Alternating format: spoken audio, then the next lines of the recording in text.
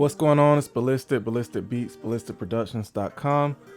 Today I'm gonna do a pretty quick video showing how you can use VSTs in standalone mode on your MPC or whatever Groovebox or device you might be using. Also, this works with the M1 Max. So Big Sur is not yet compatible with the M1 Max at the time of this recording.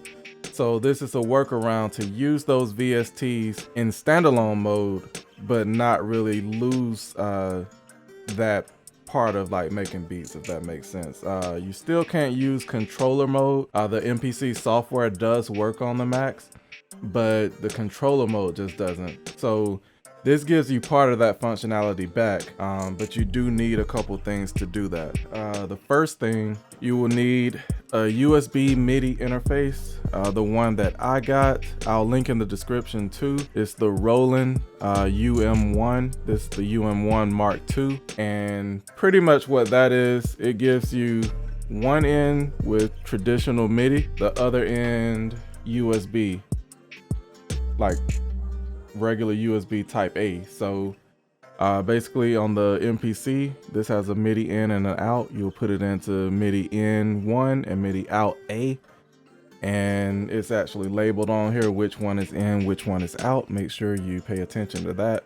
And the USB, of course, goes into the Mac or whatever computer you use. This doesn't have to be Mac. Also, a lot of people ask about hubs for the MacBooks to use like different equipment, and because you know the first line of M1s are short, they only have 2 USB-C Thunderbolt ports. So one of the hubs that I like are these VAVA. I got them from Amazon. I'll link those also in the description. But these are pretty cool. They have the HDMI.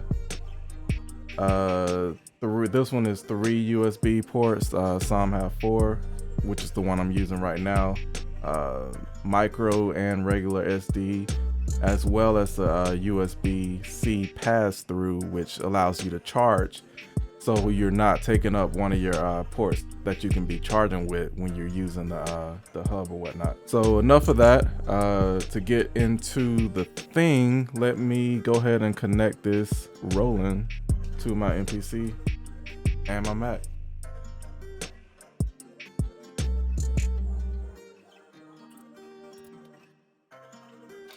You can see this light is on to show that it does have a connection.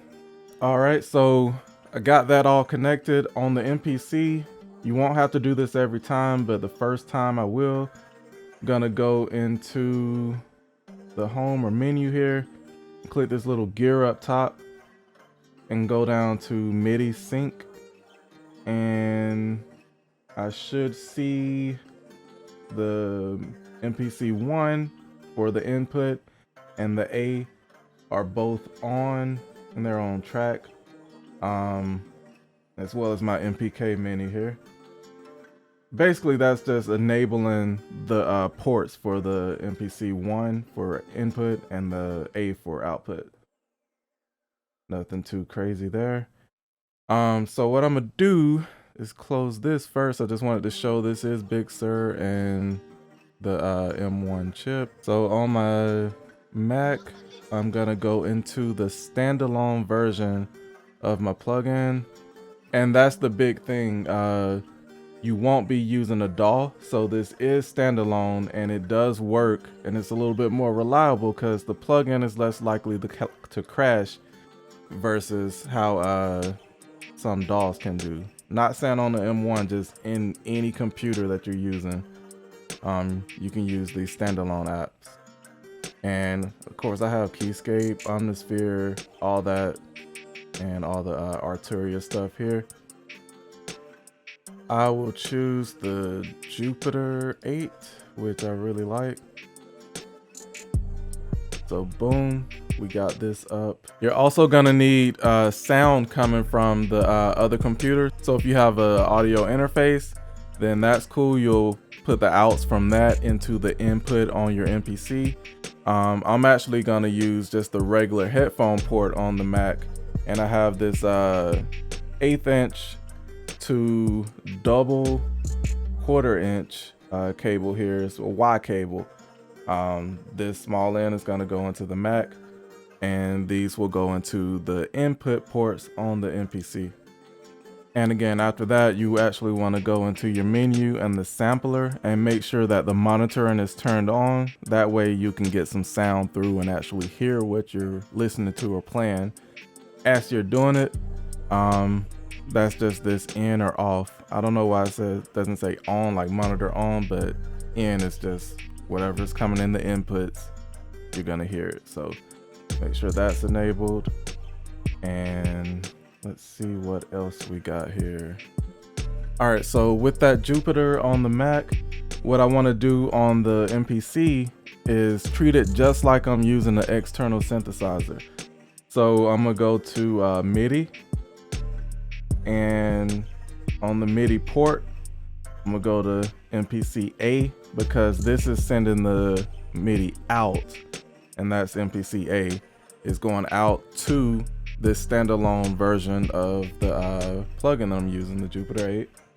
All right, so on the plugin, I'm actually gonna click up top and go to the preferences. For audio, we will be using external headphones. Yep. The UM-One, I did have to check to enable that. Buffer size, it shows not connected. We'll set that to 512. I want to use 4800 here. We got a test tone. We got sound there, and that's using the mouse. So let me move the mouse over and see if Pat Perform mode is working. And we got sound. So basically now this setup I can use the same way as if this computer was any other rack instrument or keyboard or anything like that, except I can use multiple ones actually, and it's a lot more portable, I would say. So let me go to, say, keys and find some cool keys to play. I'm gonna turn on progressions just to make it easy. Bring that octave down. Full level. And just go through some presets.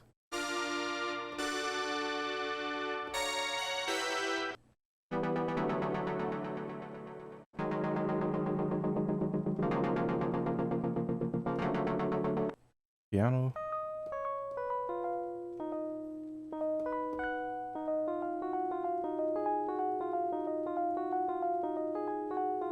That's as simple as it gets. So say I want to record that in. Now that I'm on this MIDI track, 4 bars is there. I'm gonna put it on 8th notes just to have the quantize a little tighter.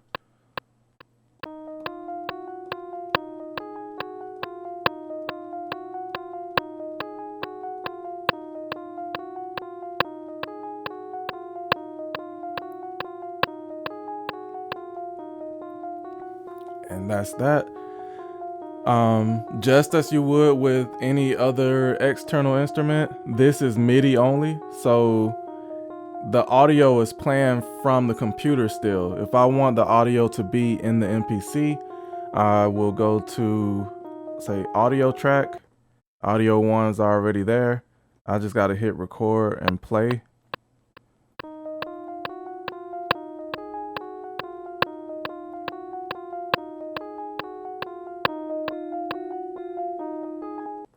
And that's that. So now I can go back to my MIDI track and actually mute it. And if I hit play start, it should still play that audio track.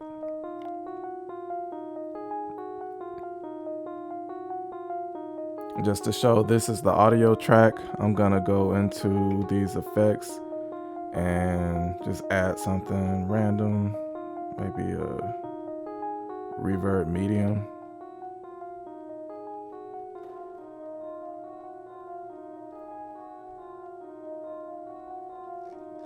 Turn down the dry wet some. And now I'm gonna go to back to my MIDI tracks, go to track 2. I can go to another MIDI instrument and do the same thing, or I can click program and go to some drums. I go to my BLysticProductions Elixir kit, which is available, link in the description. I'm not about to make a whole beat though, but like that. I click that pad, load it on there, and let's get a clap in there.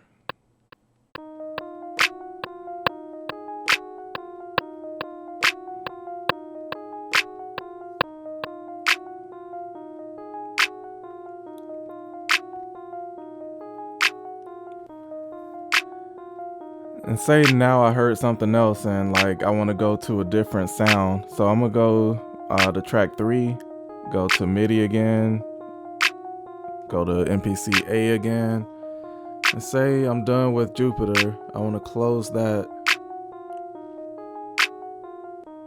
And let's do the Juno.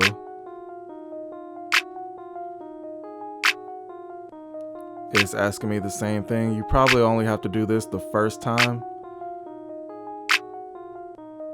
And I just installed all this on this Mac. So let's find the sound here.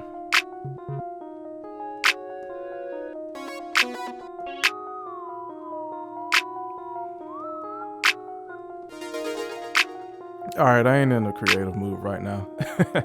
This is a tutorial about using plugins in standalone mode, and that's one way to do it.